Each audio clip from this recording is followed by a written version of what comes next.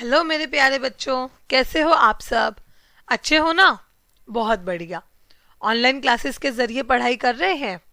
Very good.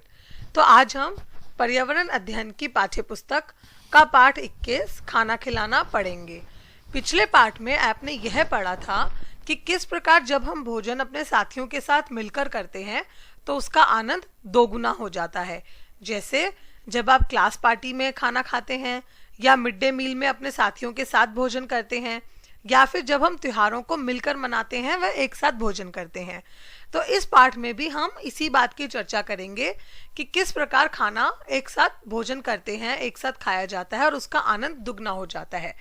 ये इस पाठ में कहानी है दिव्या और स्वास्तिक की, जो कि एक बोर्डिंग स्कूल मतलब आवासीय विद्यालय में पढ़ते थे। ऐसे विद्यालय में बच्चे अपने घर, अपने माता पिता से तो दूर रहते हैं, लेकिन वे सब बच्चे आपस में बहुत सारे बच्चों के साथ मिलजुल कर रहते हैं। दिव्या और स्वास्तिक अपनी सहेली मनप्रीत के घर गए उससे मिलने। तो जब उन्होंने मनप्रीत को हॉस्टल के कमरों के विषय में बताया, वो हॉस्टल की अन्य जानकारी भी दी कि किस प्रकार सारे बच्चे एक साथ मिलकर रहते हैं। उन्होंने इस बात पर भी चर्चा की कि वे बोर्डिंग स्कूलों में एक साथ भोजन करने का कितना आनंद लेते हैं। जैसा कि आप चित्र में देख सकते हैं, सारे बच्चे एक साथ मिलकर भोजन कर रहे हैं। इस बात पर चर्चा करने के बाद वे लोग एक गुरुद्वारे गए। गुरुद्वारे में उन्होंने सीखा कि कैसे सभी के लिए भोजन उनकी बड़ी रसोई में बनाया जाता है। उन्होंने देखा रसोई में जाकर कि किस प्रकार बड़े बड़े बर्तनों में सबके लिए भोजन एक साथ बनाया जाता है। हर कोई किसी न किसी तरह से योगदान देता है। कुछ लोग सामग्री की व्यवस्था करते हैं, जैसे दाल, चावल, आटा, आलू, मसाले, जिस भी चीजों की जरूरत होती है खाना बनाने में। कुछ लोग पैसे देते हैं जिनसे ये सामग्री खरीदी जा सकती है। वह कुछ लोग काम में मदद करते हैं, जैसा आप चित्र में देख रहे हैं कि लोग रोटियां बना रहे हैं। गुरुद्वारे में एक साथ भोजन करने को लंगर कहा जाता है। आप चित्र में देख सकते हैं, सब लोग पंक्तिबद्ध होकर बैठते हैं व उन्हें भोजन परोसा जाता है। लेकिन इसमें एक चीज का बहुत ध्यान रखा जाता है कि भोजन को उतना ही लिया जाता है जितना वे लोग खा सकें, ताकि भोजन बिल्कुल भी बर्बाद ना हो। हम लोग भोजन करने से पहले अपने भगवान और माता पिता का आभार व्यक्त करना चाहिए। और हमें ऐसा क्यों करना चाहिए बच्चों? हमें ऐसा इसलिए करना चाहिए क्योंकि हमें भोजन मिलता है क्योंकि हमारे माता पिता भोजन बनाकर देते हैं, और वह बिना भगवान के हमें भोजन में ही नहीं मिल सकता।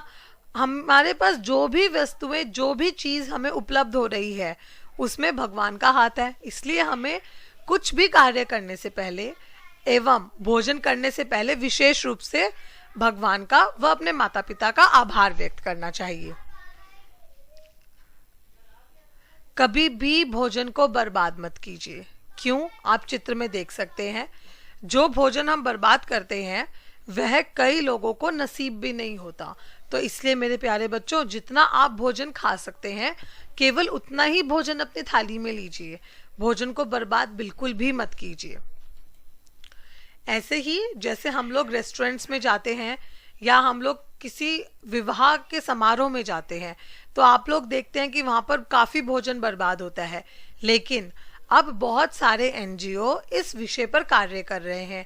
उन एनजीओ का यह कार्य है कि अपशिष्ट प्रबंधन, मतलब जो भोजन बर्बाद हो सकता है उसको बर्बाद ना होकर जरूरतमंदों में बांटा जाए। इस कार्य में बहुत सारे एनजीओ कार्य कर रहे हैं। कुछ के नाम मैंने यहाँ आपको स्लाइड में दिखा रही हूँ, जैसे आश्रय अधिकार अभियान, गौतम गंभीर फाउंडेशन, रोटी बैंक, दिल्ली लंगर सेवा संघ आदि। तो बच्चों, आज के इस पाठ से हमने क्या सीखा कि हमें कभी भी भोजन को बर्बाद नहीं करना चाहिए एवं अपने मित्रों के साथ मिलकर भोजन का आनंद लेना चाहिए। हमें केवल उतना ही भोजन अपनी थाली में लेना चाहिए जितना हम खा सकते हैं। तो आज के लिए बस इतना ही। धन्यवाद। आपका दिन शुभ हो।